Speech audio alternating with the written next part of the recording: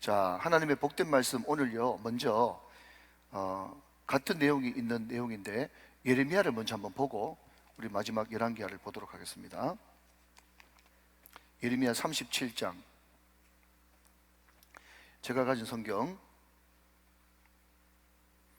구약 성경 1112쪽 1113쪽쯤에 있습니다. 예레미야 37장 조금 깁니다마는 1절부터 10절 말씀까지 같이 한번 보도록 하겠습니다. 네, 이 계시의 말씀을 한 절씩 나눠서 교도하실 때 살아계신 하나님의 음성을 들을 수 있기를 원합니다.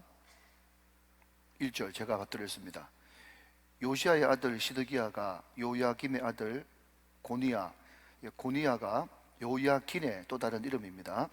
고니야의 뒤를 이어 왕이 되었으니 이는 바벨론의 느부갓네살 왕이 그를 유다 땅의 왕으로 삼음이었더라. 그와 그의 신하와 그의 땅 백성이 여호와께서 선지자 예레미야에게 하신 말씀을 듣지 아니하니라. 시드기야 왕이 실레마의 아들 여우갈과 마세의 아들 제사장 스바냐를 선지자 이사야에게 보내 청하되 너는 우리를 위하여 우리 하나님 여호와께 기도하라 하였으니 그때 예레미야가 갇히지 아니하였으므로 백성 가운데 출입하는 중이었더라. 바로의 군대가 애굽에서 나오매 예루살렘을 에워쌌던 갈대아인이 그 소문을 듣고 예루살렘에서 떠났더라. 여호와의 말씀이 선지자 예레미야에게 임하여 이르시되 이스라엘 하나님 여호와께서 이와 같이 말씀하시니라. 너희를 보내어 내게 구하게 한 유다의 왕에게 아뢰라. 너희를 도우려고 나왔던 바로의 군대는 자기 땅 애굽으로 돌아가겠고 갈대아인이 다시 와서 이성을 쳐서 빼앗아 불사르리라. 여호와께서 이와 같이 말씀하시니라. 너희는 스스로 속여 말하기를 갈대아인이 반드시 우리를 떠나리라 하지 말라. 그들이 떠나지 아니하리라. 가령 너희가 너희를 치는 갈대아인의 온 군대를 쳐서 그 중에 부상자만 남긴다 할지라도 그들이 각기 장막에서 일어나 이 성을 불사르리라. 아멘. 여기 나오는 갈대아인은 바벨론의 다른 이름입니다. 갈대아. 네, 좀 이따 설명드리도록 하고요. 자, 이제 밑장을 보시는가 하면 마지막 장 열왕기하 25장. 네, 24장 20절 제일 끝에부터 제가 1절을 읽고 여러분 7절까지 또 한 절씩 나누어서 교독하시도록 하겠습니다. 열왕기하 24장 20절 제일 끝에 자, 제가 읽기 시작합니다. 시드기야가 바벨론 왕을 배반하니라. 시드기야 제9년 열째 달 10일에 바벨론의 왕 느부갓네살이 그의 모든 군대를 거느리고 예루살렘을 치러 올라와서 그 성에 대하여 진을 치고 주위에 토성을 쌓음에 2절 여러분 읽어주세요. 시작. 그 성이 시드기야 왕 제11년까지 포위되었더라. 3절 제가 있습니다. 그해 넷째 달 9일에 성중에 기근이 심하여 그 땅 백성의 양식이 떨어졌더라. 그 성벽이 파괴됨에 모든 군사가 밤중에 두 성벽 사이 왕의 동산 견문길로 도망하여 갈대아인들이 그 성읍을 에워쌌으므로 그가 아라바 길로 가더니 갈대아 군대가 그 왕을 뒤쫓아가서 여리고 평지에서 그를 따라 잡음에 왕의 모든 군대가 그를 떠나 흩어진지라. 그들이 왕을 사로잡아 그를 림나에 있는 바벨론 왕에게로 끌고 가매 그들이 그를 신문하니라. 7절 다 같이요. 그들이 시드기야의 아들들을 그의 눈앞에서 죽이고 시드기야의 두 눈을 빼고 노사슬로 그를 결박하여 바벨론으로 끌고 갔더라. 아멘. 자, 우리 오른주먹을 불 끈 쥐고 한번 선포하고 말씀 받읍시다. 네, 잘 됩니다. 잘 되고 있습니다. 잘 될 일만 남았습니다. 안 되는 것이 기적입니다. 아멘. 우리가 이때까지 계속 잘 된다고 외쳤는데 오늘 이 말씀을 읽으면서 우리가 진짜 잘 되기 위해서는 어떻게 해야 되는가, 그것을 우리가 말씀을 통해서 한번 답을 찾아보기를 원합니다. 여러분, 우리가 5주 동안 계속 말씀을 들었는데 말씀 은혜 많이 받으셨죠? 저는요 대단히 참 송구스럽지만 주일날 우리가 말씀을 들을 때 이 본문 저 본문 이렇게 막 이렇게 띄엄띄엄 이렇게 설교 말씀 듣는 것도 참 중요하지만 이제 열왕기하면 열왕기하, 아니면 여호수아면 여호수아, 또 호세아면 호세아, 한 성경 말씀을 딱 잡고 이것을 쭉 연달아 가지고 살펴보는 것이 얼마나 영적으로 유익한지 제가 이번에 가장 은혜를 많이 받았어요. 예, 그래서 제가 어제 우리 부교자 한 분과 목사님, 몇몇 집사님들이 내 얼굴을 보면서 많이 피곤해 보인다 그러는데 진짜 피곤해 보이나 그렇게 이야기하니까 피곤해 보인대요. 그러면서 하는 말이 뭔가 하면 그래도 새벽에 제일 생생한 분이 목사님이십니다 그러더라고요. 여러분, 말씀으로 샘을 얻으시기를 주님의 이름으로 축원합니다. 우리가 흔히 말씀 묵상, 큐티를 할 때 가장 먼저 생각해야 되는 것이 뭔가 하면 위로 하나님, 아래로 인간, 물어봐, 느껴봐, 옆으로 행동해. 이게 큐티 체조지 않습니까? 그죠? 자, 아시죠? 예. 그런데 위로 하나님, 아래로 인간, 예, 이것은 뭔가 하면요, 관찰이에요. 관찰. 아시겠죠? 예. 좀만 더 반복해 볼까요? 예.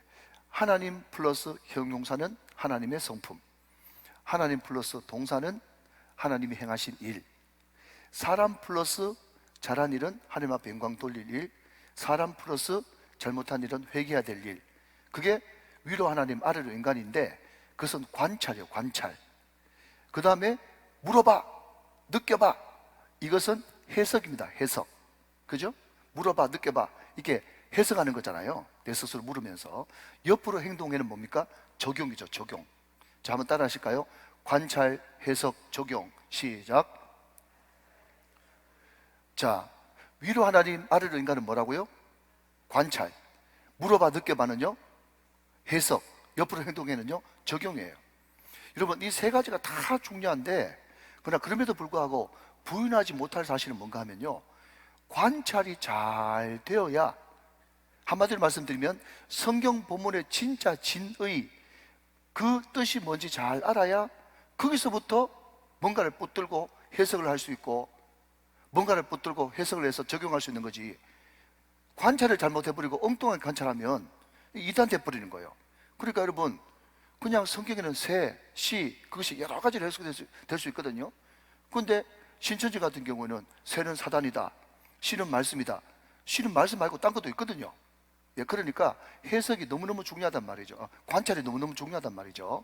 예, 그래서 여러분, 오늘은 그 패턴대로 쭉 한번 따라가 보도록 그렇게 하겠습니다.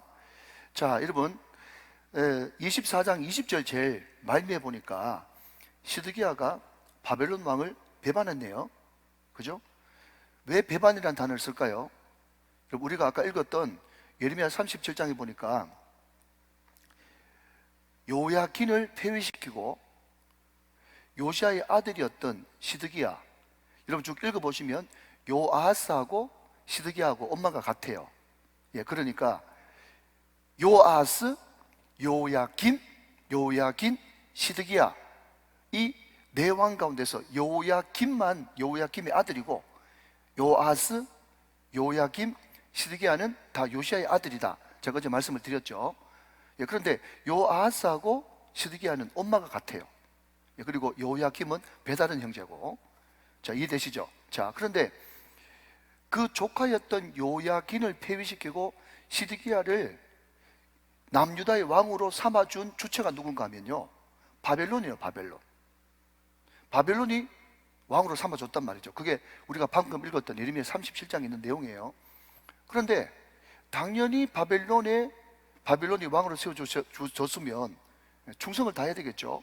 그러나 그럼에도 불구하고 왕이 남의 나라 왕 충성을 다하고 꼬봉 노릇을 하려고 그러니까 보통 힘든 게 아니란 말이죠. 그래서 몇 년 동안 버티다가, 그 몇 년이 구체적으로 일절을 보면 9년 동안 시드기야가 바벨론의 충실한 개로 잘 충성하다가 드디어 배반을 하게 됩니다. 배반을 하게 돼요. 자, 그런데 여러분, 제가 왜 예레미야 37장을 읽었는가 하면 거기에는 다 뭔가 복잡하게 돌아가는 이 정치나 외교나 국제 정세가 있지 않겠습니까? 여러분, 그것을 알아야 올바른 해석이 될 수가 있는 거죠. 자, 여러분, 두 큰 세력이 있었어요. 시드기야 주변에. 하나는 시드기야의 핵심 참모들이고, 또 하나는 시드기야도 계속해서 부인하고 싶었지만 자기의 충직한 신하를 보내고 또 자기가 밤중에 몰래 찾아가가지고 늘 물어봤던 무시할 수 없는 선지자 예레미야가 있었습니다. 그런데 이 두 세력이 똑같은 말을 하면 얼마나 좋겠어요. 그런데 완전 정반대의 해법을 내놓는 거죠. 예레미야는 어떤 해법을 내놓습니까? 무조건 바벨론에 복종해야 됩니다. 그 밑에 들어가가지고 하나님의 때, 분명히 하나님의 때가 있다고 그러니까 그것이 당신 볼 때는 너무 지겹지만은 그래도 하나님께서 반드시 바벨론도 망할 때가 있다고 그러니까 거기에 가서 그들이 생육하고 번성하기를 축복하면서 거기에서 하나님의 때를 기다려야 됩니다 라는 것이 예레미야의 한결같은 지론이었고, 또 한편으로 여러분 시드기야의 대신들은 어떤 진단을 내놓는가 하면, 우리가 이래도 되겠습니까? 우리가 하나님의 자녀인데 언제까지 바벨론에 종살할 것입니까? 우리가 지금 신흥으로 떠오르고 있는 그 애굽을 다시 한 번 더 의지하고, 요즘으로 말하면 여러분 제가 누구 편 이야기하는 게 아닙니다. 그냥 우리나라를 두고 해석을 해야 제일 좋으니까, 중국 손잡고 미국 칩시다, 미국 손잡고 중국 칩시다, 지금 그 이야기를 계속 시드기야의 참모들은 하고 있는 거예요. 그러니까 지금 주적이 자기를 식민지로 누르고 있는 나라가 바벨론이니까 애굽에 손잡고 바벨론을 칩시다. 왜냐하면 바벨론은 그때 약간 세력이 약해졌고 애굽은 또 약간 세력이 커졌거든요. 항상 여러분 국제정세는 이렇게 올라갔다 내려갔다 하지 않습니까? 그 사이에서 시드기야는 이러지도 못하고 저러지도 못하고 현실과 상황이라고 하는 그게 중간에 끼어가지고 어쩔 줄을 모르는 거예요. 여러분, 우리는 항상 누구를 기다립니다. 그 기다리는 것이 뭐죠? 그것이 사람일 수도 있고요, 대부분요 현실이고 합리적이고 안정적이고 평안한 것을 기다립니다. 그러니까 항상 우리는 무슨 판단을 할 때 우리는 믿는 사람이면서도, 여러분 제 이야기를 지금 하는 거예요. 제 이야기를 항상 우리는 믿는 사람이면서도, 자 그러면 여러분 근본적으로 한번 여쭤볼게요. 우리가 믿는다 그럴 때 뭘 믿는 거예요? 뭘 믿죠? 우리 감정을 믿습니까? 뭘 믿습니까 여러분? 우리는 말씀을 믿어야 되잖아요. 말씀을 믿어야 되거든요.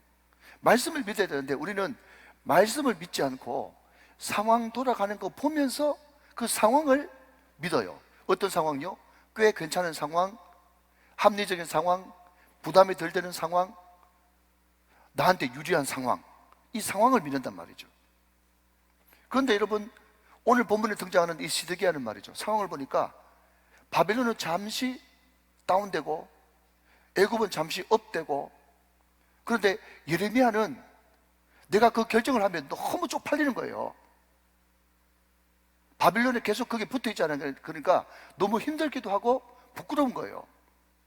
예, 여러분 제가 쪽팔린다는 말을 했을 때 목사님 저런 말을 다 하시나 싶은데요, 성경 말씀 쭉 37장 38장 읽어보면요 내가 부끄럽다 이런 이야기가 나와요, 시드기야가.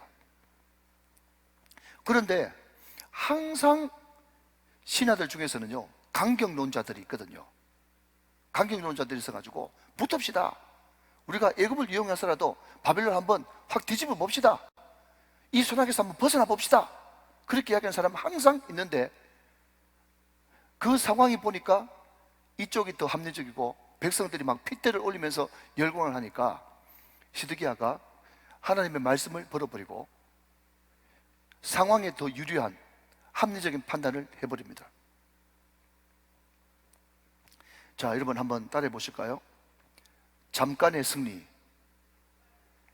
한번 따라 하십시다. 잠깐의 승리, 뼈아픈 후회.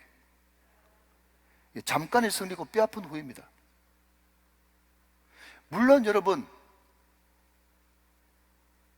그 시드기야의 그 신하들이 말이죠 막 임금한테 강청을 했는데 임금이 자기 손 들어주니까 굉장히 기뻤겠죠.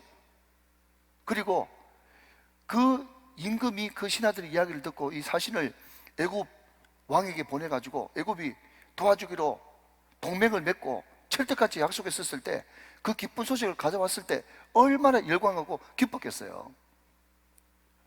그런데 문제는 뭔가 하면요, 이 애굽이 미안하지만 안 도와주려고 했던 것도 아니에요. 안 도와주려고 했던 거 아니고 도와주려고 일어났는데 이 애굽왕은 알았던 거예요. 이미 뭘 알았는가 하면 자기들이 지금 잠깐 전력이 보강됐다고 할지라도 그 당시에 가장 강력했던 신흥 제국이었던 바벨론을 절대로 이길 수 없다는 것을 알아가지고 출동하려고 이제 액션을 취했는데, 애굽이 그냥 남주다 도와주려고 출동한다는 이야기를 듣고 잠시 그 예루살렘 성을 포위하고 있던 바벨론이 병력을 빼가지고 애굽하고 전쟁하려고 온다는 이야기를 듣고 애굽이 철수해 버립니다. 자, 한번 확인해 보실게요. 방금 읽었지만 예레미야 37장 5절 말씀을 한번 보세요. 예레미야 37장 5절 말씀 한번 확인해 봅니다. 예레미야 37장 5절 말씀 제가 읽을게요. 바로의 군대가 어디 군대입니까? 예, 애굽의 왕이 바로입니다. 파라오. 바로의 군대가 애굽에서 나오매 예루살렘을 에워쌌던 갈대아인이 뭐라고요? 바벨론이 그 소문을 듣고 예루살렘에서 떠났더라 그랬습니다. 자, 이해되시죠? 자, 여러분, 애굽이 드디어 우리를 도와준다고 이제 온단다 그러니까 정말 그 자기 성을 포위하고 있던 그 바벨론 갈대아인들이 떠나니까 그때 야, 정말 우리가 판단했던 이것이 진짜 맞았구나 싶어가지고 그 바벨론 군대가 철수할 때 그 예루살렘 성에 있던 사람이 얼마나 열광하고 환했을까요? 여러분, 입장 바꿔놓고 생각해가지고 그 현장 가운데 들어가셔야 돼요. 현장 속으로. 근데 문제는 뭔가 하면 우리가 쭉 안 읽어봤습니다만은 37장 38장 보니까 애굽이 순육만 하다가 다시 온다는 이야기를 듣고 철군해버렸거든요. 철군해버렸어요. 자, 이제 전쟁하려고 그러다가 애굽이 철군하니까 바빌론이 애굽을 안 치고 누구부터 치겠어요? 자기를 배반한 남유다 시드기야부터 손보고 시작하겠죠. 여러분, 그 배경이 1절이란 말이에요. 1절. 자, 같이 한번 보겠습니다. 25장 1절. 시드기야 제9년 열째 달 10일에, 여러분, 이것은 전설의 고향이 아닙니다. 정확한 역사적인 사실이에요. 제9년 열째 달 10일에 바벨론 왕 느부갓네살이 그의 모든 군대를 거느리고 예루살렘을 치러 올라와서 그 성에 대해 진을 치고 주위에 토성을 쌓았다. 자, 여러분, 저를 잠깐 보시면 이 남유다의 시드기야가 자기들한테 잘 충실한 견으로 잘 충성한다고 그러다가 배반하니까 이제 바벨론 왕 느부갓네살이 모든 군대, 엄청난 숫자의 군대를 총동원해 가지고 혹독하게 손보려고 이제 찾아온 겁니다. 그런데 이 사람들의 전술은 뭔가 하면, 여러분 영화 같은데 보셨겠지만요, 안시성인가? 그 영화에 봐도 그렇지 않습니까? 예, 성을 쌓고 있는데 쳐들어온 사람들이 어떻게 한다고요? 그 반대편에 엄청난 성을 이렇게 쌓아 올리는 거예요. 토성을 쌓아 올려 가지고 이제 같은 높이에서 이렇게 공격을 해버리려고 성을 쌓고 있는 겁니다. 얼마나 두렵겠어요. 그럼에도 불구하고 시드기야도 여러분 왕인데 나름대로 머리가 있지 않겠습니까? 우리가 이렇게 배반할 때 우리가 한 1년 반 정도만 버티면 애굽이 정렬을 가다듬어 가지고 우리를 도와줄 거야, 그러면서 충분히 버틸 수 있는 그런 식량이라든지 군량미라든지 이런 것들이 비축한 겁니다. 그래서 얼마 동안 그 바벨론 사람들을 버티는가 하면 1년 반 동안 버틴다고 성경 이야기하고 있어요. 자, 여러분 2절 3절 한번 보겠습니다. 그 성이 시드기야 왕 제11년까지, 자, 포위한 적은 언젠데요? 9년. 시드기야 왕 제11년까지 포위되었더라. 그의 넷째 달 9일에 성중에 기근이 심하여 그 땅 백성의 양식이 떨어졌어요. 정확히 말하면 18개월, 1년 6개월 동안 버텼는데, 예루살렘 성도 가보면 아시겠지만 거기 농사 지을 수 있습니다. 성이 있지만. 그런데 거기에 설상가상 뭐가 임했다고요? 가뭄과 기근이 임해가지고 자체적으로 농사도 지을 수 없는 그런 형편이 돼버린 거예요.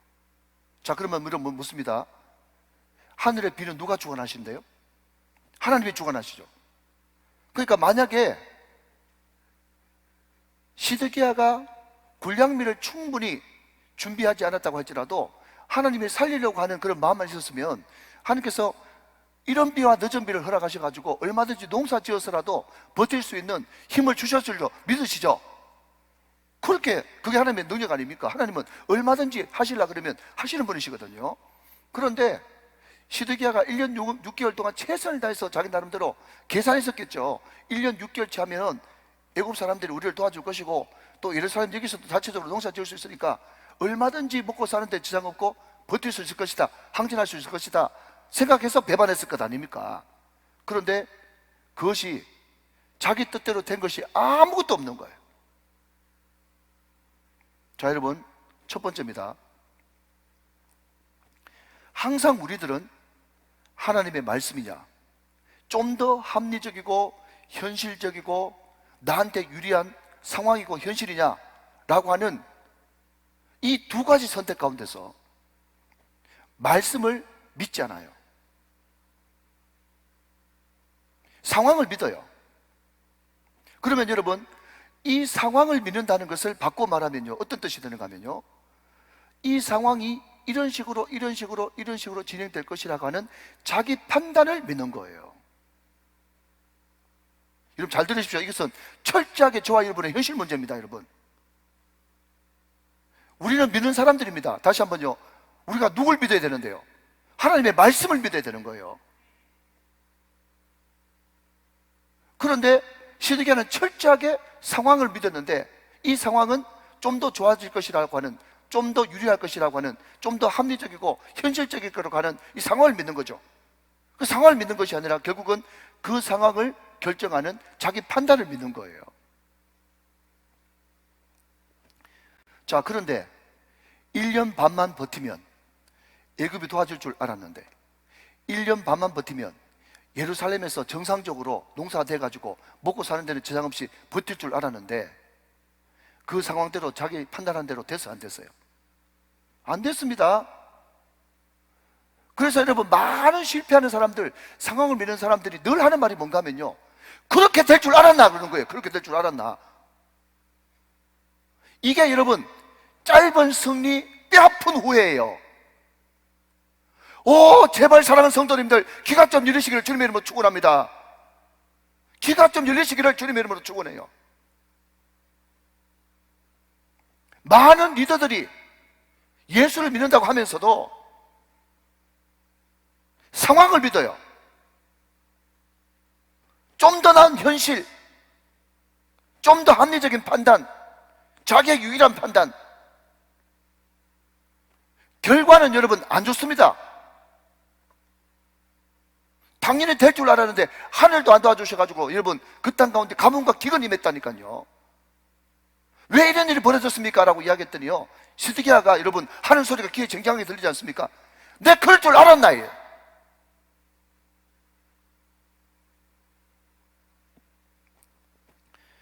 여러분, 그럴 줄 알았으면 그렇게 판단 안 했겠죠?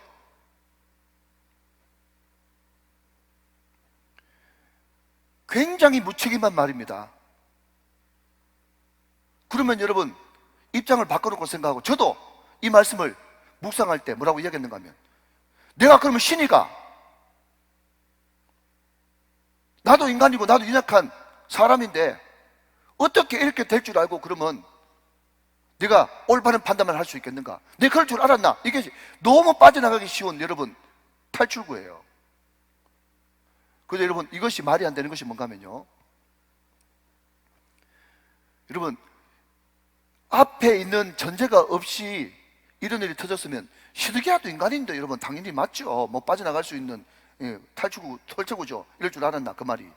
그런데 이 말이 말이 안 되는 것은 뭔가 하면요, 그 전에 사건이 있었어요. 여러분 혹시 하나냐라고 들어보셨습니까? 하나냐, 거짓 선지자거든요. 이 사람이 대신들한테 딱 붙어가지고 막 그 사람들 입장을 대변하면서 뭐라고 얘기하는가 하면요, 하나님을 믿지도 않는 저 이방인들이 하나님 가난한 똑같으냐? 바벨론 2년 안에 무너진다. 2년 안에 무너진다. 그리고 하나님을 믿는 나나 시드기야 왕이나 우리 유다는 반드시 바벨론에서 벗어나가지고, 애굽이 도와줘가지고 바벨론에서 벗어나가지고 정상으로 회복될 거다. 그렇게 여러분 거짓 예언을 합니다. 이러면 끝까지 아니라고 그러고. 근데 여러분 놀라운 것은요, 그 거짓 선지자 하냐냐가 그 예언을 하고 난 다음에 어떤 일이 있었는가 하면요, 7개월 뒤에 죽었다. 그리고 여러분 2년 지나도 바벨론은 무너지지도 않아. 그러면 여러분 정신 차려야 되지 않겠어요? 여러분 그게 쉽지 않다는 거 인정해요. 근데 영적으로 깨어있으면 거짓 선지자가 여러분 사탕 발린 빛 좋은 개살구로 우리가 믿는 사람인데, 우리 조상이 다윗인데, 우리 조상이 히스기야인데 우리가 망하겠어? 그런 이야기하면서 안 망한다, 우리는 안 망한다, 바벨론 우리 괴롭히는 저 바벨론이 2년 안에 망하고 끝장날 거야, 그렇게 했는데 아무 소식이 없어. 공수뼈야, 공수뼈. 그리고 그렇게 큰 소리 빙봉 치면서 여러분 에르미야 뺨 때리고 핍박했던 그 인간은 7개월 뒤에 죽었다니까. 허허이. 여러분 그러면 이게 뭔가 심상치 않구나. 이게 자기가 그렇게 또 예레미야를 두려워하면서 무슨 일이 있을 때마다 가서 여호와가 뭐라고 말씀하시느냐, 내 비밀을 알 테니까 이야기 좀 해도. 여러분 여러분 어떨지 모르겠지만 제가 예레미야하고 쭉 읽어보니까 말이죠, 너무 답답한 그 시드기야에 이러지도 못하고 저러지도 못하고, 궁전에 가면 강성론자들이 날마다 날 죽이려고 그러고, 내가 볼 때는 예레미야 말이 맞는데 이걸 어떻게 하면 좋겠냐 말이죠. 이 사이에서 갈등.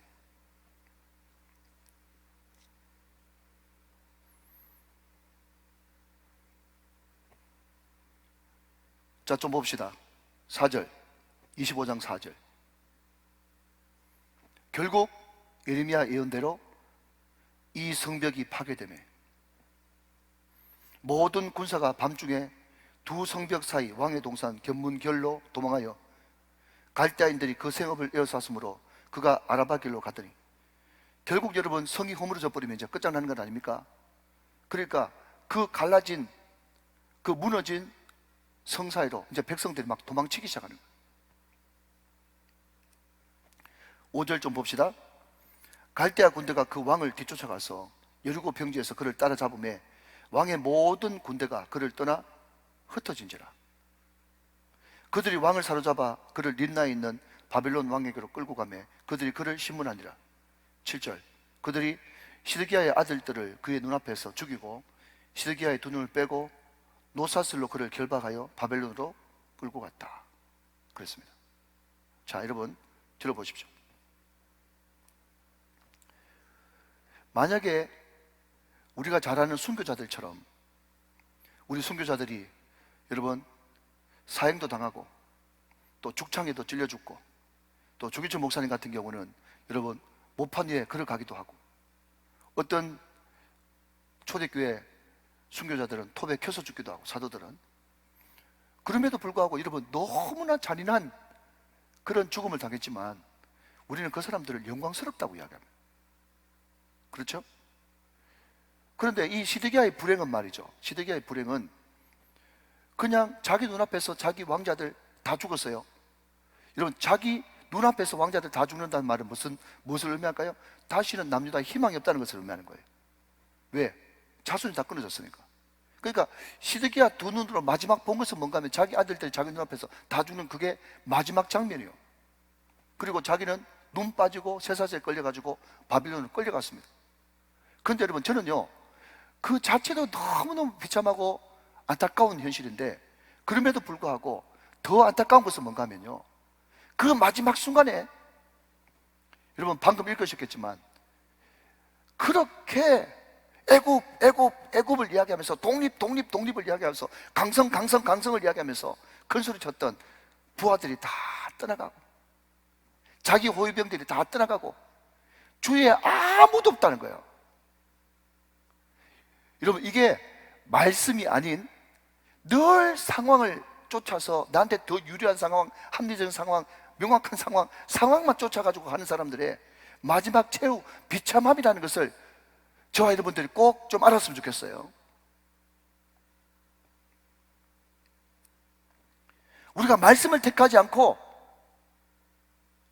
상황을 택하면 끝에는 점점점 약해지면서 나중에는 내 주변의 모든 것들이 다 떠나가고 붙잡을 것이 아무것도 없단 말이죠. 여러분, 순교자는요, 여러분, 눈 빠진 순교자도 있고 톱으로 켜서 죽는 순교자도 있는데, 그럼에도 불구하고 하나님의 영광이 그를 붙들고 있었단 말이죠. 여러분, 이게 하늘과 땅 차이인 것이에요. 여러분, 제가 지난번에 이런 이야기 했습니다. 사람들이 나는 바알을 선택한다, 나는 아세라를 선택한다, 나는 뭐 밀곰을 선택한다, 우상을 선택합니다. 근데 그 자체가 너무 어리석은 게, 그게 뭐죠? 그 우상을 나의 신으로, 아이돌로 선택하는 내 자신이 불완전한 존재인데, 불완전한 존재의 내가 선택하는 그 우상이 무슨 도움이 되겠단 말이죠. 이해되십니까, 여러분? 뭔가 기반이 튼튼하고 움직이지 않는 기반이 튼튼한 상태에서 뭔가를 붙들어야 그게 확실한 것이지, 내 자신이 불완전한데 불완전한 내가 선택한 그게 무슨 큰 힘이 있고 능력이 있겠어요. 자, 그러면 여러분, 이렇게 한번 바꿔서 얘기해 볼게요. 여러분, 이 사람들이 끝까지 의지했던 게 애굽이잖아요. 자, 여러분, 조금만 좀 힘내주세요. 이 현실적인 문제니까. 자, 중요한 말이 그 다음 나옵니다. 제가 앞으로 조금만 나가시면 죄송합니다. 여러분, 이 사람들이 끝까지 잡으려고 했던 것이 애굽이잖아요. 그러면 여러분, 그 애굽을 끝까지 잡으려고 하면 뭐가 전제되어야 되는가 하면요, 애굽이 나에게 자유와 평안과 번영을 확실하게 보장해 줘야 되거든요. 그렇죠? 그럼에도 불구하고 여러분, 애굽이나 바벨론이나 제국은 다 똑같아요. 그놈이 그놈이야. 결단코 그 사람들의 관심이 나와 동맹 맺고 피지배국으로 있는 남유다의 자유와 평안과 번영을 그 사람들이 관심 하나도 없어요. 여러분, 이것은요, 미국도 마찬가지고 중국도 마찬가지고 일본도 마찬가지고 다 마찬가지예요. 정신 차리셔야 돼요, 여러분.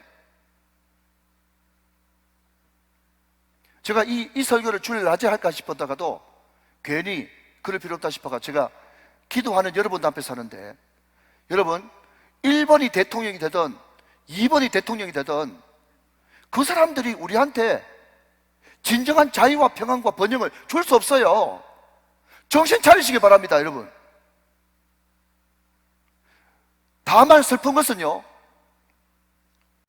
나쁜 놈이냐 더 나쁜 놈이냐, 그 중에서 나쁜 놈 선택해야 되는데, 이번 선거는 더 나쁜 놈인데 더 나쁜 놈 하고 여러분 선거를 하니까 이게 불행한 거예요. 슬퍼서 그래요, 여러분. 대통령 바뀌었다고 뭐 되는 게 아닙니다, 여러분. 정신 차리세요. 기대를 하지 마세요. 기다리지 마십시오. 여러분, 저도 20대 30대 때는요, 여러분, 기다렸어요. 뭔가를 자꾸 기다렸어요. 신앙의 철이 들고 보니까요, 내가 어느 정도까지 고생하면 이제 더 이상 고생 안 해도 되겠다. 행복 끝 불행 시작이겠다. 아니, 불행 끝 행복 시작이겠다.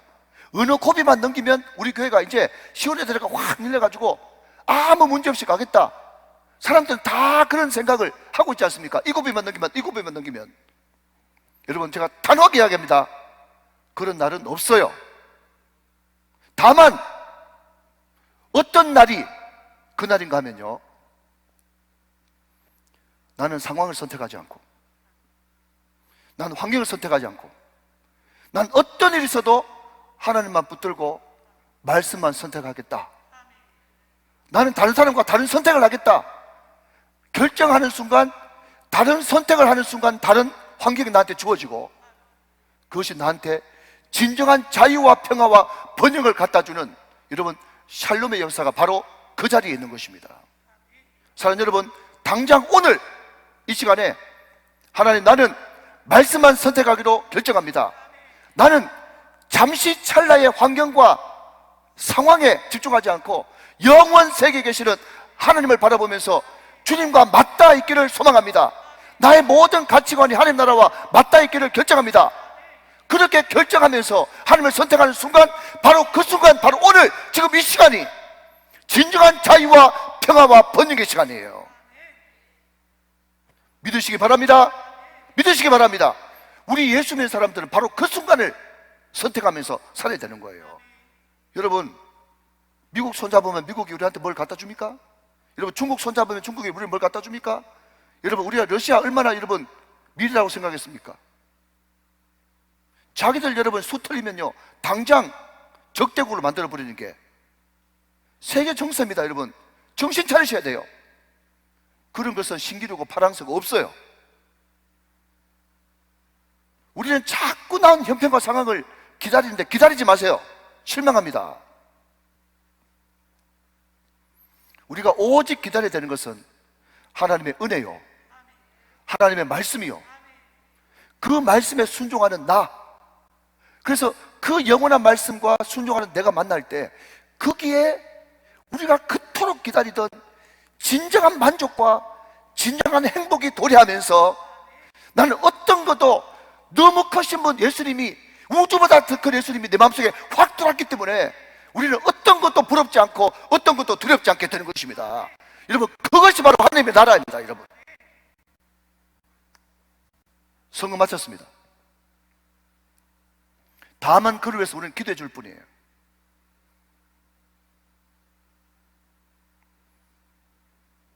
우리의 기다림은 사람에게 있지 않습니다.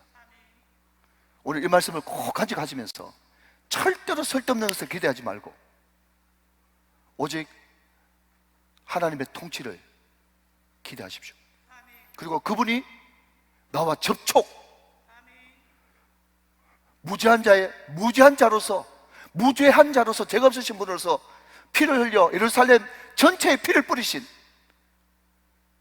그분만 의지할 때, 여러분, 그분의 피가 내 죄를 용서하고, 그 피가 나를 긍휼히 여기시고, 그 피 때문에 나는 은혜 보좌 앞에 담대히 나갈 수 있고, 그 은혜 보좌 앞에 담대히 나갔을 때 그분이 나와 접촉해 주심으로 말미암아 나는 말할 수 없는 행복으로 충만하게 되고, 우리는 세상 어떤 것도 부럽지 않고 어떤 것도 두렵지 않습니다.